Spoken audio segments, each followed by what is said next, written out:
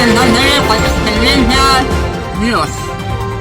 Ngayon ganito at ito na po na ating panakalat, hindi lamang sa kataliran.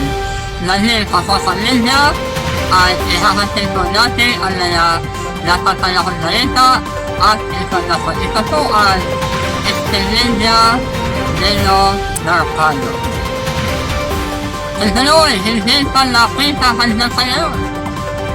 Ayon po kay Atty. Haro Roque, sa palayan po ng SNNI, sa nananhanap niyo sa noon na Kindle o Discover sa KODC sa Davao ay nakikita ni isang palaya ng dadatas ay walang palitinin. Palaya isinasagawa ng TNT sa noon na Kindle o Discover at halos ay kaya po kay Haro Roque ay inakipay na ng noong TNT o na TNT noon lugar o compound ng KODC. Ayan, isa po ang pahayag po ni Haro Roque. Ang nakakabahala po talaga yung pagpasok ng mga tao na tinatago ang kanilang mga mukha, no? Na posible na gumagawa ng bunker para mag-plant ng mga biktima di umano ng human smuggling.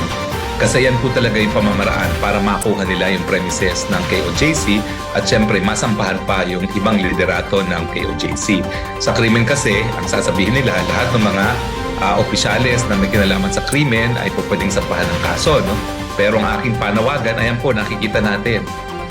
Unprecedented po ito. Pati yung bunker kung saan di umano may mga biktima, ginagawa pa lang sa ngayon. At ang hindi ko nga maintindihan, bakit walang kahit sinong hukuman ang pumipigil sa mga pangyayari ngayon dahil hindi naman po tama ang nangyayari. Na dahil lang sa service of warrant of arrest, nag-occupy na sila ng private property. Yan po ay paglabag na doon sa tinatawag na due process clause. Because tayo po ay pinagkaitan ng propiedad natin na hindi tayo narinig, no? Talaga naman kahit balik-baliktarin mo yung ganyang karami mga kapulisan kapag sila ngayon ang nag-o-control ng lugar, yan po ay talagang taking of private property na, no? At ngayon po, ang ginagawa lang nila ay humahanap sila ng paraan para maging legal yung kanilang takeover. So, ang aking panawagan po ay, siguro sa legal team, nakita ko naman na marami namang legal team ang KOJC, po pwedeng kumuha na kayo ng isa pang order either dun sa writ of amparo o dun sa hukuman na nag-issue ng warrant of arrest na mali talaga itong mga pangyayari ito. Nandiyan sa po ni Atty. Haro Roque ay itinatayan sa po niya na baka ang taong bayan ay nawala ang tiwala sa TNT at nandun kanila ng nanatas. Pero nakakabahala po ito kasi yung konsepto na mag-iimbento sila ng ebidensya para makuha yung propiedad at para makulong pa yung ibang liderato ng KOJC, yan po talaga ay karumal-dumal. At talagang papayagan natin yan, talagang namatay na ang katarungan sa Pilipinas, no? Kaya ako'y nananawagan sa mga abogado, sa mga maestrado, wag po tayo pumayag na ganito ang gagawin nila sa ating sistema ng batas dahil ito po ang sure way na mawawala ng tiwala ang taong bayan sa ating kakayahan na magbigay ng katarungan sa ating mga kababayan.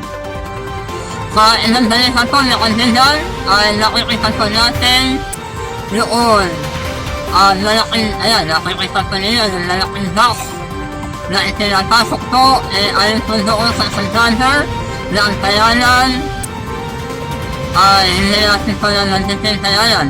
Kung hindi po ni-ari yung video ay hindi daw po inilandaan ito noon sa pintuan na may scanner. Nandali, noon po na tao ay nalandaan nila sandali at itinataka po na may-ari ng video ay bakit ayaw idaan doon sa may scanner. Dahil sa po ang video. Dinadaan sa scan. Although, meron tayong scanner pero hindi nila dinaan sa scan. Forcibly, pinasok nila na hindi dinaan sa scanner. So, yun po yun mga kababayan. Nakita po natin lahat, no? Hindi dumaan sa scanner po. Hindi dumaan sa scanner. Tayo po ay nagandali. Ang tandahan na to kay Dr. Antonio Quezanoy sa ating pinakita sa nilakaran araw ay halos Dahil ang ilalim ng lupa, ito po ang hinulhulkar. Kaya po ang TNT ay ginamit ng isang equipment para po hulkarin.